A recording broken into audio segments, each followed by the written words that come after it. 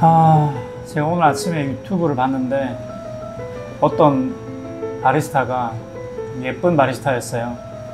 고양이를 이렇게 쓰다듬으면서 커피를 만드는데 조회수가 16만 건이 나왔더군요. 그래서 좀 현실 자각 타임이 왔어. 나는 주구장창 열심히 떠들어서 조회수 1천인데 고양이 이렇게 쓰다듬었는데 조회수가 16만이 나왔다니까?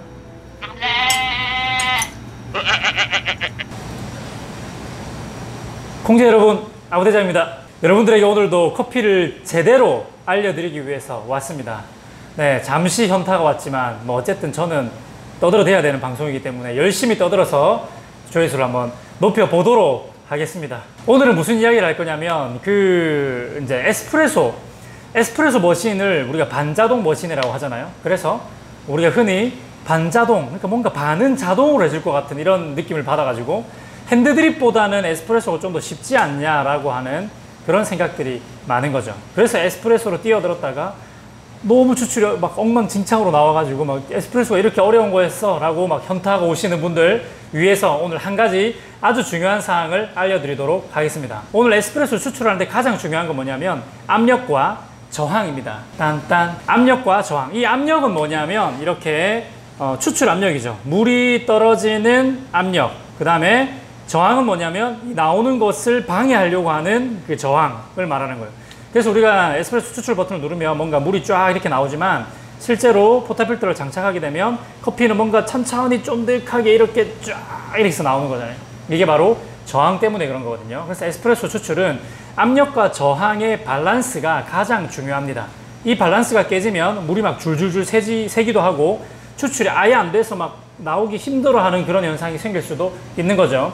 그래서 우리가 어디 가서 에스프레소 내리는 방법을 배우게 되면은 25초라고 하는 어떠한 그 고정적인 생각을 가지고 있잖아요.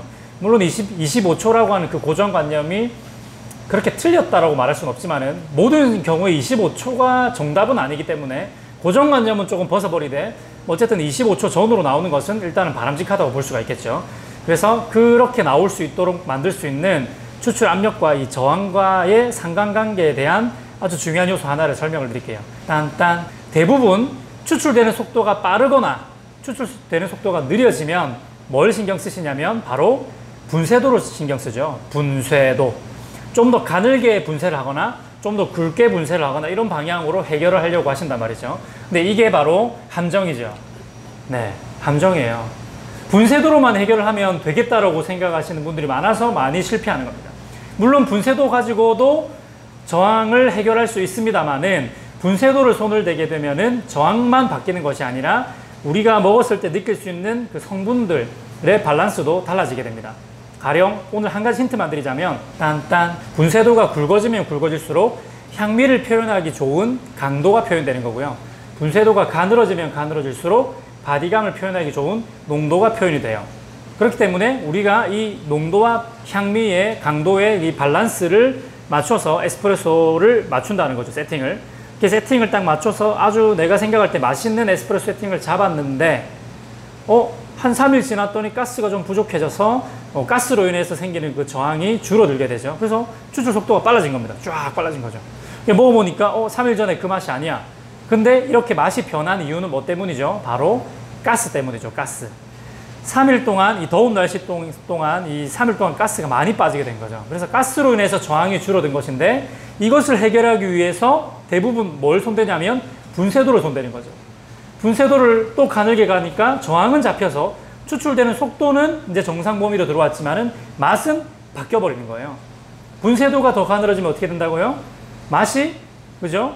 더 뭐랄까요? 바디감을 표현하는 맛에 더 치중되고 향미 표현을 하는 그런 그 성분들이 줄어들기 때문에 오히려 좀 자극적인 강도 성분이 더 나올 수가 있는 거죠. 맛의 밸런스가 내가 생각했던 것에서 조금 벗어나게 되는 겁니다. 그래서 이렇게 가스가 손실됨으로 인해서 찾아오는 이런 변화는, 이 저항값의 변화는 가스로 해결을 하는 게 최고긴 한데, 그러니까 진단을 잘해야 이렇게 수정도 잘하겠죠. 근데 가스로 인해서 오는 문제는 가스로 해결하면 되는데 부족해진 가스를 다시 늘린다는 거는 불가능하잖아요. 부족해진 가스를 내가 어떻게 늘려요? 이미 원두가 오래돼서 가스가 빠져나가는 걸 어떻게 해결합니까? 그렇기 때문에 가스로 해결할 수 없는 것을 분쇄도로 해결하지 말고 그래도 그나마 맛의 변화를 크게 주지 않으면서도 저항값만 원래대로 맞출 수 있는 방법이 뭐냐면 딴딴 도징의 양을 늘리는 겁니다. 제가 그래서 실시간 방송할 때 자주 얘기하는 게 바로 그거죠. 도징의 양을 늘리세요. 추출 속도가 너무 빨라졌어요. 이러면 분쇄도를 무조건 쪼으려고만 하지 마시고 포타필트에 담는 양을 늘리게 되면 역시나 저항값도 올라가게 됩니다. 그러니까 우리는 추출을 할 때에 저항값을 올릴 수 있는 것과 저항값을 낮출 수 있는 것에 대한 이해도가 넓으면 넓을수록 추출을 내가 원하는 대로 자유자재로 할 수가 있는 거예요. 그래서 오늘은 이 가스에 대한 이야기와 도징의 양을 늘려서 저항값을 늘리고 줄이고 하는 것에 대한 이야기를 한번 해봤어요. 이제는 그냥 단순한 공식에 사로잡혀 있는 것이 아니라 18g 바스켓이면 18g을 담아야 된다. 이게 아니라 때로는 18g 바스켓에도 업도징을 해야 될 때가 있는 겁니다. 19g이나 20g을 담아야 될 때가 있습니다. 물론 업도징이 무조건 정답은 아니지만 아주 이상적으로 맛의 변화를 크게 나타내지 않으면서도 추출을 안정적으로 만들 수 있는 방법이 바로 업도징이라는 거예요.